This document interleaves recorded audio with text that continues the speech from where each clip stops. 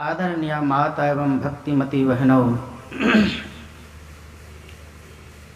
हम लोग श्री रामचरितमानस सार सटीक से सप्तम सोपान सार सटीक से भगवान राम की वाणी को श्रवण किया। अभी का प्रतिपाद्य विषय है मनुष्य शरीर की उपयोगिता। हम लोग मनुष्य के शरीर में आए हैं, इसकी क्या उपयोगिता है, हम लोगों को क्या करना चाहिए, क्या नहीं करना चाहिए और किस कर्म को करने से हम लोग का जीवन सुखमय बीतेगा, परम सुख की प्राप्ति होगी, इसी विषयों पर हम लोग सुनेंगे। भगवान राम अपने प्रजाओं को बुलाए और उपदेश कर रहे हैं, समझा रहे हैं। बड़े भाग मानुष तनु पावा, सुर दुर्लभ सब ग्रंथ ही गावा। हम लोगों का जो मनुष्य का शरीर मिला है यह दुर्लभ है। इस मनुष्य के शरीर को पाने के लिए देवी देवता भी ललायित रहते हैं। ऐसा क्यों? क्योंकि इसी मनुष्य के शरीर से हम लोग परमात्मा की भक्ति कर सकते हैं। और जहाँ से हम लोग बिछुड़े हैं, जब यह संसार नहीं बना था, हम लोग सत्य मंडल के वासी थे। सत्यलोक परमात्मा धाम परमात्मा में मिलके परमात्मा स्वरूप थे। जब यह सृष्टि हुई, हम लोग का यहाँ पर प्रादुर्भाव हुआ है। जब से इस दुखालय में इस संसार और शरीर को संत महात्मा दुखालय कह के संबोधित किए हैं। दुखालय का मतलब है दुख का घर। इस शरीर में जिन्होंने आया है, कभी कोई परम शांति और अविनाशी सुख नहीं देख पाया। बाबा कबीर कहते हैं, तन धर सुखिया काहू न देखा, जो देखा सो दुखिया हो। जिन्होंने मनुष्य के शरीर में आया है, दुख ही दुख को पाया है।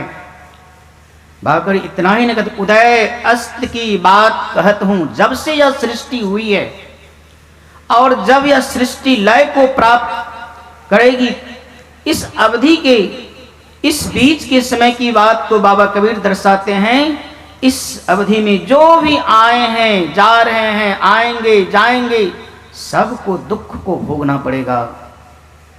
ब्रह्मा विष्णु महेश्वर दुखिया, जिन यह राह चलाई हो।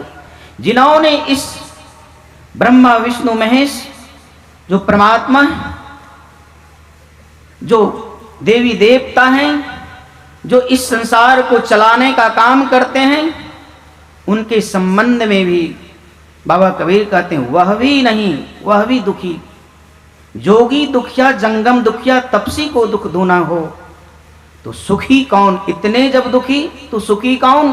संत सुखी मन जीती हो। कहने का मतलब मनुष्य शरीर में आने का सार्थकता तभी है जब हम लोगों के ऊपर मन सवार है। जब हम लोग मन पे सवार हो जाएंगे, यानी मन को जीत लेंगे, सारी इंद्रियों को वश में कर लेंगे, माता के गर्भ में जाने से अपने आप को रोक लेंगे। भिद्यते हृदय ग्रंथि छिद्यन्ते सर्व संशया छियन्ते चास्य कर्माणि तस्मिन् दृष्टि प्रावरी। जब हम लोग भेदन कर देंगे किस चीज का, अंधकार मंडल में अभी हम लोग आंख बंद करते हैं तो अंधकार मंडल में पड़े हुए हैं। अंधकार मंडल क्या है?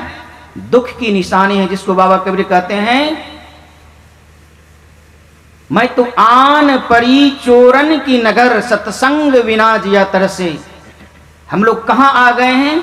अंधकार मंडल में। आन परी चोरन के नगर, चोर के नगर में, जिसको पूज्यपात महर्षि साहिब स्वामी जी महाराज बराबर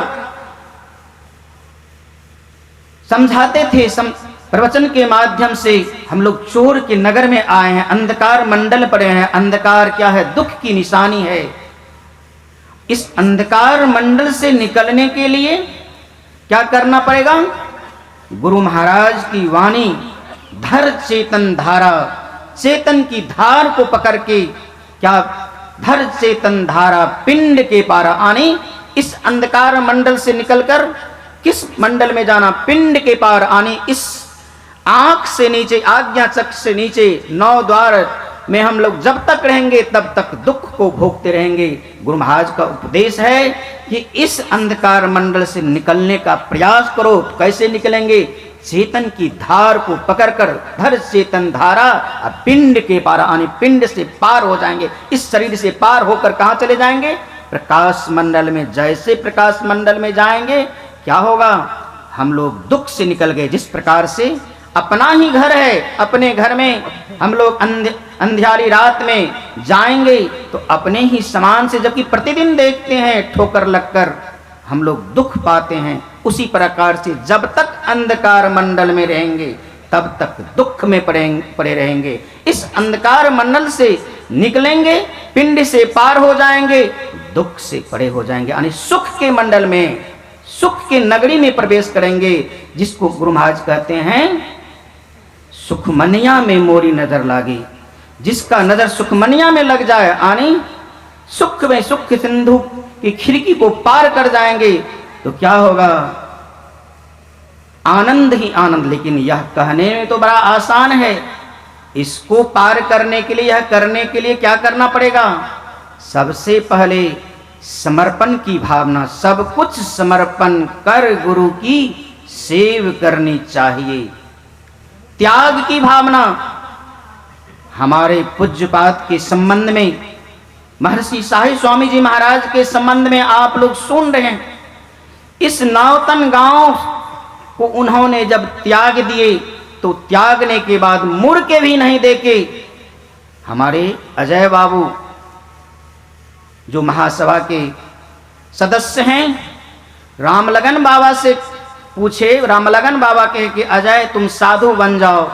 तो रामलगन बाबा बोले, अजय बाबू बोले कि बाबा आप आशीर्वाद दीजिए कि पूज्यपात महर्षि शाही स्वामी जी महाराज के त्यागी बन जाएं और आपके तरह ध्यानी बन जाएं। कहा रामलगन बाबा उच्च कोटि के महान संत थे, त्रिकालदर्शी थे। पूज्य बाबा के संबंध में रामलगन बाबा कहते हैं एक जन्म से बाबा त्यागी हैं। इतना त्याग साधारण बात है, त्याग में बड़ी बल है। और समर्पण हम लोग प्रतिदिन गाते हैं, सब कुछ समर्पण कर गुरु की सेव करनी चाहिए।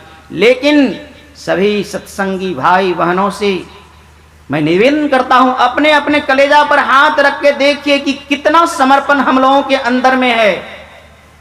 केवल गाने से नहीं, इसको व्यवहार में लाने से होगा। पूज्यपाद की समर्पण को देखिए, गुरु के प्रति उनकी समर्पण, सभाओं के प्रति उनकी समर्पण। मैंने देखा पूज्यपाद के सेवा में रहकर उनके दर्शन के लिए देवी देवता भी ललायित रहते। दानापुर में जब अस्वस्थ थे तो उनके दिन रात 6 बजे, 4 बजे भोर से 10 बजे रात्रि तक हम और अनुभव बाबा दिन भर रहते थे उनकी सेवा में। वह पूछते थे, कभी कभी यदा कदा कब पूछ देते थे अभी रूम में कोई आए हैं? हम लोग कहते नहीं हजूर, रूम तो लगा हुआ है, कोई नहीं। मौन हो जाते थे, समझ जाते थे कि उनके दर्शन के लिए कोई आ रहे हैं। मैंने कहा है कि सरकार आपकी दृष्टि, आपके दृष्टि में तो है, आप तो देख लेते हैं, अगर आपकी कृपा हो जाती तो हम भी उनका दर्शन करते। आपके जो सूक्ष्म रूप में दर्शन करने के लिए आते हैं, तो संत के दर्शन के लिए देवी देवता भी ललायित रहते हैं। ऐसे संत थे हमारे महर्षि शाही स्वामी जी महाराज। ऐसे संत नहीं हो गए, वह उनकी त्याग और समर्पण की भावना थी। वह त्याग, अपने त्याग और समर्पण की भावना से वह समर्पण ऐसे उच्च कोटि, उच्च अवस्था को प्राप्त किए। उच्च अवस्था को प्राप्त करने के लिए त्याग की जरूरी है, समर्पण की जरूरी है। निज बुद्धि बल का कछु न भरोसा, मोह से होत न समार। जब तक द्रौपदी अपना बल लगाती रही तब तक भगवान कृष्ण का कोई सहारा नहीं। जब अपना बल लगाना छोड़ दी दोनों हाथ जोड़कर दुशासन एक 10,000 हाथी के बल से साड़ी को खींच रही हैं और द्रौपदी अपना बल लगाई हुई एक हाथ से पकड़े हुए और भगवान कृष्ण को भी याद किए। जब दोनों हाथ छोड़ देती है और हृदय कह के पुकारती है, तब साड़ी बिछी नारी की, नारी बिछ साड़ी। कहने का मतलब वह समर्पण जिस दिन हम लोगों के अंदर में आ जाएगा, उस दिन हम लोग निहाल हो जाएंगे और वह दिन दूर नहीं रहेगा, वह दिन दूर नहीं रहेगा, वह सुख से हम लोग वंचित नहीं रहेंगे। लेकिन हम लोग यह मनुष्य के शरीर को पाकर भूल जाते हैं कि किस कर्मों को, किस चीज के लिए आए हैं। हम लोग संसार के चकाचौंध में, संसार के सुख में, संसार के सुख को पाके भूल जाते हैं कि यह सुख नहीं, यह तो दुख है, यह तो माया है। हम लोग माया को पकड़ने में रहते हैं, संसार परमात्मा को छोड़ देते हैं। नहीं, ऐसा नहीं, ऐसा करेंगे तो आवागमन के चक्र से नहीं बच सकते हैं। आवागमन के चक्र में जब तक पड़े रहेंगे तो गुरु महाराज कहते हैं आवागमन सम दुख दूजा है नहीं जग में कोई, इसके निवारण के लिए प्रभु भक्ति करनी चाहिए।